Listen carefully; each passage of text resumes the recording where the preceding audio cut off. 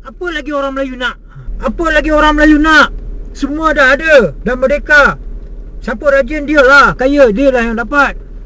Masalahnya orang Melayu ni malas nak buat kerja, pilih kerja. Orang Melayu ni kerja tahu nak pakai tie je. Kerja-kerja yang bawah-bawah ni semua langsung tak nak buat. Kan, graduate keluar universiti, wah, terus nak gaji 3,000 ke atas, 4,000 ke atas. Inilah orang Melayu, malas.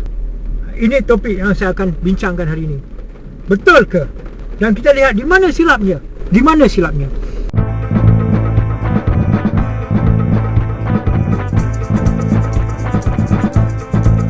Ayo semua! Assalamualaikum semua. Apa khabar? Sihat ya?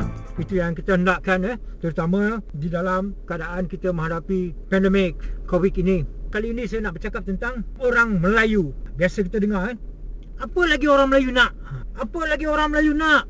Semua dah ada, dah merdeka. Siapa rajin dia lah, kaya dia lah yang dapat. Masalahnya orang Melayu ni malas nak buat kerja, pilih kerja. Orang Melayu ni kerja tahu nak pakai tie je. Kerja-kerja yang bawah-bawah ni semua langsung tak nak buat. Kan, graduate keluar universiti, wah, terus nak gaji 3,000 ke atas, 4,000 ke atas. Inilah orang Melayu, malas.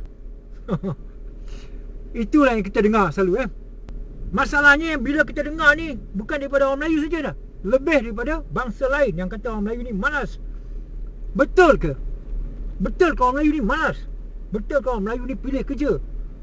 Betul ke orang Melayu ni mundur dari segi ekonomi berbanding dengan terutamanya bangsa Cina kerana orang Melayu tak mampu untuk bersaing?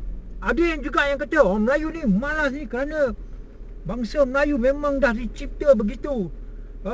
Melayu berasal dari perkataan malas, jadi Melayu. Ada yang kata orang Melayu malas kerana beragama Islam. Dahsyat tu Kita tak dapat nafikan. Kita dengar benda-benda tu. Saya sendiri pernah dengar benda tu. Ini topik yang saya akan bincangkan hari ini. Betul ke? Dan kita lihat di mana silapnya. Di mana silapnya. Panas isu apabila Melayu dilabel sebagai bangsa yang malas, bangsa yang memilih kerja, bangsa yang ingin menjadi bos tuan sahaja, bangsa yang tidak boleh disuruh sarah, bangsa yang tidak ada ilmu pengetahuan untuk berniaga, bangsa penerima rasuah, apa lagi? Bangsa yang sukakan hiburan. Banyaklah banyak. Itu yang kita dengar selalu. Fahamkah anda? Apabila perkataan itu selalu dilontarkan kepada seseorang itu, termasuklah macam kita, bangsa Melayu, kena ingat kata-kata itu adalah doa. Tanpa kita sedar, kata-kata itu sebagai kita mendoakan agar bangsa-bangsa Melayu itu jadi seperti sebagaimana yang saya nyatakan tadi. Adakah benar kenyataan-kenyataan itu malas, memilih kerja, demanding, minta gaji yang tinggi, tak boleh panas, tak boleh nak berhujan, ego, malu? Betul ke? Okey, beginilah satu ketika saya berada di tingkatan 6 rendah, belum nak masuk universiti ke mana, dalam kelas saya separuh daripadanya adalah orang Melayu dan separuhnya adalah orang Cina. Ada 2 orang dari bangsa India. Separuh Melayu, separuh Cina. Dalam kelas tu ada lebih kurang 30 berapa orang. Pada ketika itu guru saya, dia dah arwah dah guru saya dari keturunan Guram Mamak. Dalam saja ekonomi, beliau menulis di papan hitam satu tajuk untuk dibincangkan, iaitu mengapakah orang Melayu mundur dari segi ekonomi. Pada ketika itu saya lihat lepas seorang bangun memberi pandangan, tetapi yang bagi pandangan itu adalah dari bangsa Cina. Saya duduk di belakang, saya perhatikan dia. Tidak ada bangsa Melayu yang bangun. Seorang bangun, dia kata bangsa Melayu ni tidak maju kerana Melayu ni bodoh. Macam tu dia kata. Tengoklah, dia kata di sekolah-sekolah ni yang pandai matematik ni Cina, orang Melayu tak pandai. Dia kata sebab tu dia kata orang Melayu ni bodoh. Ada lagi yang bangun, dia kata Melayu ni bodoh sebab agama Islam. Agama Islam yang memundurkan orang Melayu. Ya, benar dia kata benda tu saya dengar. Berasap pada saya dengar benda tu. Cikgu masa itu Islam jenis mamak Islam Dia biarkan je. Ada lagi yang bangun, dia kata orang Melayu ni sebab pemakanan kita makan benda yang tak berzat membuatkan kita jadi lemah dan tak maju. Lepas tu keluarlah orang Melayu malaslah bekerja, pilih kerja, tak pandai berniaga. macam-macam. Selepas tu saya pun bangunlah. Saya bangun, saya kata, cikgu izinkan saya bagi pandangan. Silakan, dia kata. Saya kata, cikgu, perbincangan kali ni nampak gaya tak kena caranya. Kerana apa saja pandangan yang diorang beri, diorang tak ada bagi sebab. Diorang pakai tembak je. Dia kata Melayu malas. Sebab apa malas? Dia kata dari segi makanan. Adakah kajian dari segi saintifik menunjukkan apa yang kita makan ni menjadikan kita malas? Kan? Mungkin dia maksudkan makan nasi ke? Makan apa? Tempoyak ke? Ikan masin ke? Makan ayam ke? Agama pula dia kata. Agama Islam ni pula dia kata membuatkan orang Melayu ni menjadi malas. Sebab orang Melayu ni beragama Islam. Saya kata, apa buktinya? Atas asas apakah yang menuduh agama Islam yang membuatkan kita orang Melayu ni jadi malas? Membuatkan orang Melayu ni mundur dari segi ekonomi. Bila saya cakap begitu, ada juga daripada Cina bangun, you sudahlah, you Melayu, you bodoh. Panas tak? Jangan marah, jangan marah. Ini cerita, kisah benar. Sudahlah, you Melayu, bodoh. Saya panas lah. Saya kata, cikgu sepatutnya hentikan perbincangan yang tidak memberi manfaat pada kita lah. Kerana pandangan-pandangan daripada rakan-rakan saya itu tuduhan melulu, secara emosi, secara lepas geram. Kita tak tahu kenapa mereka jadi macam tu. Sedangkan mereka ini adalah kawan satu kelas kita. Kita kenal mereka kan sebagai kawan. Cikgu kata teruskan. Sampai dia kata, Melayu, you diam lah. Saya diam je lah kan. Saya malas nak argue sebab depan cikgu. Habis macam tu. Lepas tu ada satu subjek lain pula, pengajian Islam. Cina-Cina tak ambil subjek tu. Diorang ada dalam kelas tu dan buat kerja diorang. Kebetulan masa tu ada ujian. Kami tengah buat ujian, diorang semua duduk setempat. Cina-Cina ni ketawa. Dalam kelas kita orang ni kebanyakan cakap dalam bahasa Inggeris. Sekolah saya sekolah Inggeris. Kita dengar, faham apa yang diorang cakap. Diorang cakap, diorang kutuk Melayu, diorang ketawa lah itu. Kami ni yang Melayu ni tengah buat ujian kan, menjawab soalan. Bila diorang bising, saya bangun. Dia kata, tolong diam boleh tak? Saya kata, tolong diam. Kami nak buat exam ni. Kami ada test ni. Kami nak siapkan ni. Kan? Jangan ganggu Dia bangun. Sudahlah lu Melayu. Saya panas macam tu. Dia kata, you lagi sekali you cakap Melayu, kena Cikgu tak ada kebetulan dalam tu. Bila dia bagi test dia keluar bilik guru sebelah je. Sebelah pada kelas saya tu bilik guru. Kan? Dia kata, sudahlah Melayu, you diamlah. Lagi sekali you cakap, you kena. Saya kata. Dia pergi duduk belah depan, saya duduk belah belakang. Dia sebenarnya duduk belakang juga, tapi dia pergi berbual dekat depan dengan kawan-kawan dia. Lepas tu dia kata, sudahlah Melayu, you ingat you prefect, you besar ke? Prefect, saya pengawas. You ingat you prefect, you besar ke? Pergi kira. Dia kata, saya tak dapat tahan Saya cakap, ini orang Melayu yang sebenarnya saya ni. Saya dah tak dapat tahan. Saya ambil kerusi, baling terus pada dia. Masa tu kerusi kayu tu, berat tu. Saya baling, zoom terus atas kepala rakan yang lain tu. Saya baling tepat pada dia. Dia tepis tu. Nasib baik tak kena orang lain. Saya terus pergi pada dia. Tak tahu, saya tak dapat kawal lah perasaan saya. Saya memang marah betul lah. Budak-budak lain ramai kelas dia perempuan menjerit macam histeria. Diorang lerai kan. Sebelah kelas saya sebut tadi, bilik guru kan. Guru-guru yang masih ada dalam bilik guru datang ramai tengok apa jadi. Diorang lerai kan. Lepas tu saya dan anak Cina tu kena menghadap guru besar. Kenalah seorang 3 liang rotan. Tak apalah. Kemudian petang tu dia datang rumah saya. Kami dah settle lah. Settle lah tu. Jadi kawan sampai sekarang. Dan dia sekarang bekerja di Singapura. Itu kisahnya. Itu kisah 30 tahun dulu dah. Lebih 30 tahun dulu. Jadi pemikiran ni, Cina ni, pada orang Melayu ni, sekarang ni kita tengok Cina pun masih cakap Melayu malas. Sebenarnya dah ditanam lama dah di situ. Jadi inilah yang saya rasa perkara yang perlu diperbetulkan. Ini yang kita nak bincangkan. Okey, saya nak imbas kembali kisah perjuangan orang Melayu. Kita lihat daripada sejarah Melaka dulu, sejarah kemasyhuran kerajaan Melaka yang lalu, bagaimana Melayu menjadi seorang peniaga yang hebat, pelabuhan yang hebat, mempunyai hubungan diplomatik yang luar biasa dengan negeri China dah ketika itu. Jadi sejarah-sejarah di Melaka ini menunjukkan orang Melayu ini sudah bertamadun sekian lama. Jadi kita terus ke zaman kita memperjuangkan kemerdekaan. Sebelum itu kita dengar nama pejuang-pejuang orang Melayu kita seperti Mat Kilau, Panglima Bukit Gantang, kan, nama-nama yang gah, yang berjuang untuk orang-orang Melayu. Saya ringkaskan di situ. Kemudian kita berjuang untuk kemerdekaan. Orang-orang Melayu kita bangun bersuara untuk hak orang-orang Melayu ini. sehingga kita mencapai kemerdekaan, memerdekakan semenanjung tanah Melayu. Namun dalam ketika itu juga kita ada rintangan daripada penjajah dan juga komunis. Siapa itu komunis? Kita tak dapat nafikan komunis ini daripada bangsa Cina pendatang ini. Mereka berharap kerana kita masih belum merdeka ketika itu, jadi mereka ada hak untuk merampasnya. Kenapa orang-orang Melayu nenek moyang kita itu berjuang mempertahankan tanah Melayu? Kenapa mereka berjuang? Kerana mereka mahu tanah Melayu ini, Malaysia ini, terus menjadi milik orang Melayu, terus diwarisi oleh cucu-cucu mereka nanti. Kita merdeka tahun 1957 dan lebih 60 tahun ya. Sudah lebih 60 tahun kita merdeka. Apa yang kita dapat? Ini isunya ya. Apa yang kita dapat?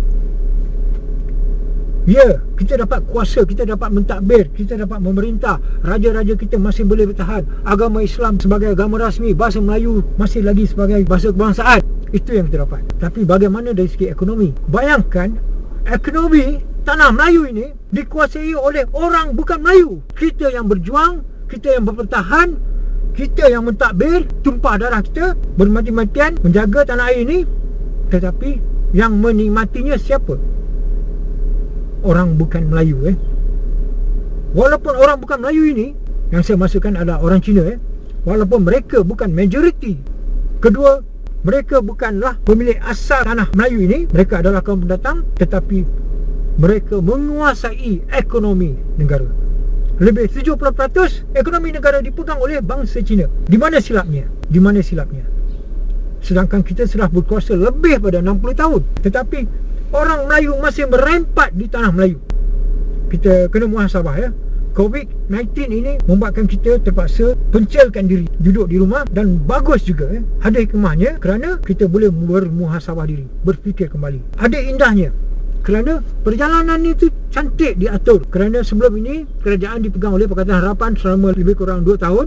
Kita nampak cacar merbanya, hinanya kerajaan Pakatan Harapan, terutamanya apabila ada DIP dalam Pakatan Harapan. Kita nampak bangsa DIP ni yang dikuasai oleh bangsa Cina ini, nampak sangat mereka tidak membantu orang Melayu, malahan mereka menekan orang Melayu. Walaupun mereka sudah rasai nikmat yang sepenuhnya di atas kekayaan yang ada di tanah Melayu ini, di atas keamanan yang dibina, di atas kemerdekaan yang dicipta oleh bangsa Melayu ini, tetapi apabila mereka mendapat kuasa, kita tidak nampak mereka berterima kasih, berusaha untuk membantu kita pula. Sebaliknya mereka lebih pada menekan kita. Inilah dia. Baik untuk kita bermuhasabah juga selepas saja Perikatan Nasional mengambil alih kerajaan, terus saja COVID Okey, dalam masa PKP ni, bayangkan baru 2 minggu tak sampai sebulan, orang Melayu di dapur dah tak ada makanan dah tak ada duit nak makan.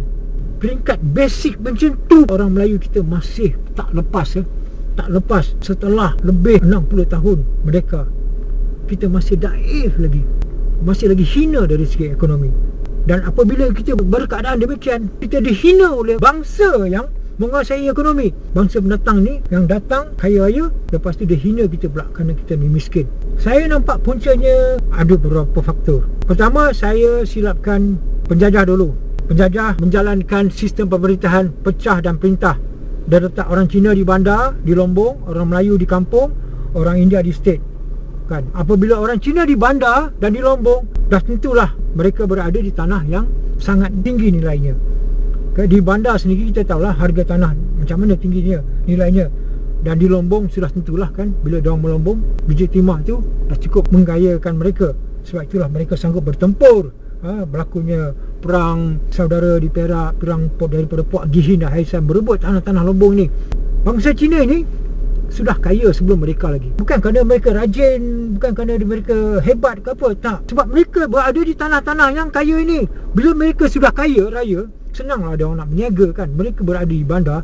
Dulu kata contoh, harga tanah dia beli 10,000, lepas tu dia boleh jual dengan harga 100,000, dan sekarang boleh jual 1 juta. Benda tu senang-senang je dia orang jadi kaya. Tapi kita duduk di kampung, dari dulu sampai sekarang harga tanah pun tak banyak beza. Macam tu je. Kalau dulu 10,000, sekarang mungkin 30,000, 40,000. Jadi kekayaan Cina ni, sebab diorang ni sebelum merdeka lagi diorang dah kaya, jadi diorang boleh melabur dan terus melabur dan terus berniaga dan berniaga. Jadi senanglah diorang. Kita ni tak ada peluang, tak ada modal dan tak ada tempat, kita tak ada tanah di bandar.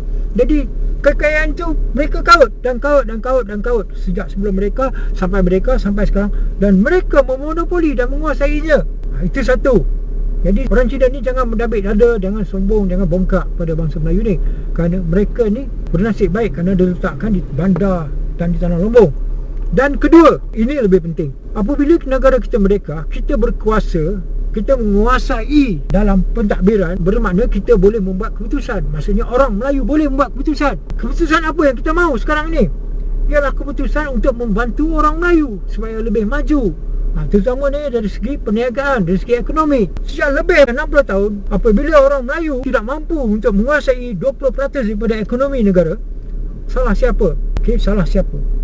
Saya tak nafikan salah kerajaan yang mungkin sudah alpa atau lupa atau terlalu memikir hal pentadbiran sehingga melupakan bangsa Melayu yang betul-betul memerlukannya. Bangsa Melayu yang betul-betul memerlukan bantuan. Jadi apabila kerajaan Perikatan Nasional ini menguasai kembali, mengambil alih kerajaan daripada Pakatan Harapan, saya sangat-sangat berharap agar kerajaan Perikatan Nasional ini tidak lagi meminggirkan orang Melayu. Ya, tidak meminggirkan orang Melayu.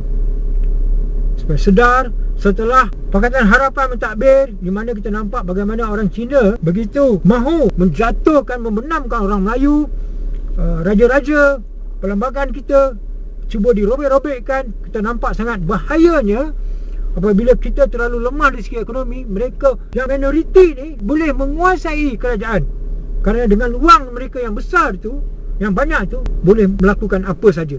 Di situlah kita lihat adanya orang-orang Melayu yang jadi pembelot. Dulu masa komunis dulu kita tengok ada juga pembelot seperti Samsiah Fakih, Abdullah Sidi, nama-nama seperti Rashid Maidin ni semua ni, mereka adalah pembelot yang merosakkan bangsa sendiri.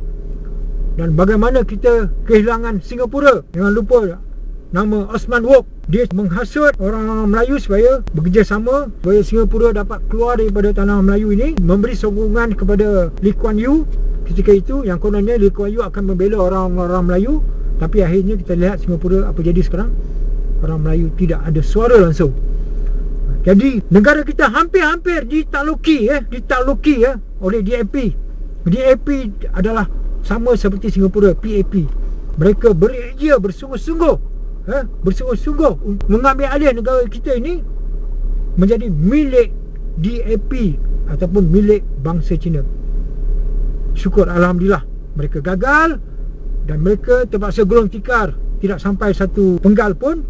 Tetapi ini harus memberi pengajaran yang besar kepada kita, supaya kita tidak boleh lagi bergoyang kaki, boleh rasa terlalu gembira kerana kita mengambil alih kerajaan. Tetapi inilah masanya kita merombak kembali pemikiran kita, minda kita. Kerajaan harus bangun semula, betulkan keadaan yang mana telah melakukan kesilapan yang besar dalam pentadbiran sebelum ini. Kita harus bermuhasabah diri, kerana jika kita gagal membangunkan orang Melayu, bermakna kita bakal hilang tanah air ini. Amaran yang pertama telah berlaku, benda ini boleh lagi berlaku dan tidak mustahil. Jadi kita harus menjadi lebih kuat dan mesti tahu puncanya mengapa kita tewas, ya. Dan saya nampak di sini kerana orang-orang Melayu ini lemah dari segi ekonomi, dan apabila lemah, kita lihat orang-orang Melayu ni boleh dibeli. Sebagai contoh, kita lihatlah dalam Pakatan Harapan ini ada pengkhianat, pembelot-pembelot Melayu ini seperti Mat Sabu, Mujahid. Kita lihat nama-nama ini begitu menyokong DAP, sedangkan kita tahu DAP mahu memusnahkan apa yang kita ada.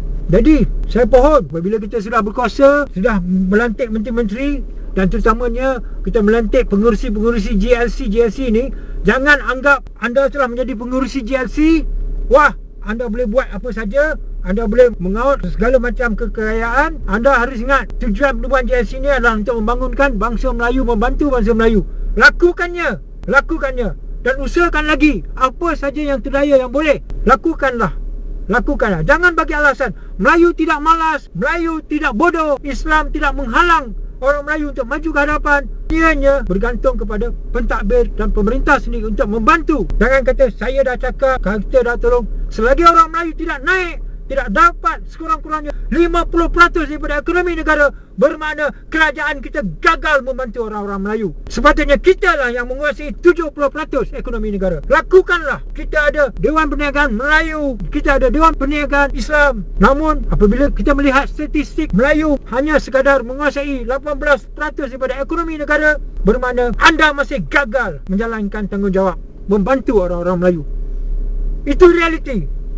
Pedas kata-kata saya ini, tetapi itu adalah realiti. Kita lihat orang Melayu ini yang maju ini hanya segelintir, hanya kroni-kroninya saja. Kita bukan tak ada orang Melayu yang kaya raya, bukan tak ada orang Melayu yang berjaya. Kita ada Tan Sri Syed Mokhtar Al-Bukhari. Beliau adalah antara 20 orang terkaya di Malaysia. Di antara 20 tu mungkin ada 1-2 je orang Melayu. Beliau memonopoli hampir semua perniagaan yang besar-besar. Gula, tepung, roti, pelabuhan, apa yang dia tak pegang pun kita tak tahulah. Habis semua dikuasainya. Jadi kita minta agih-agihkanlah, berilah orang lain juga merasa. Supaya contohnya ia memonopoli import beras. AP beras tu, permit untuk beras ni harus juga diberi kepada orang-orang Melayu yang lain.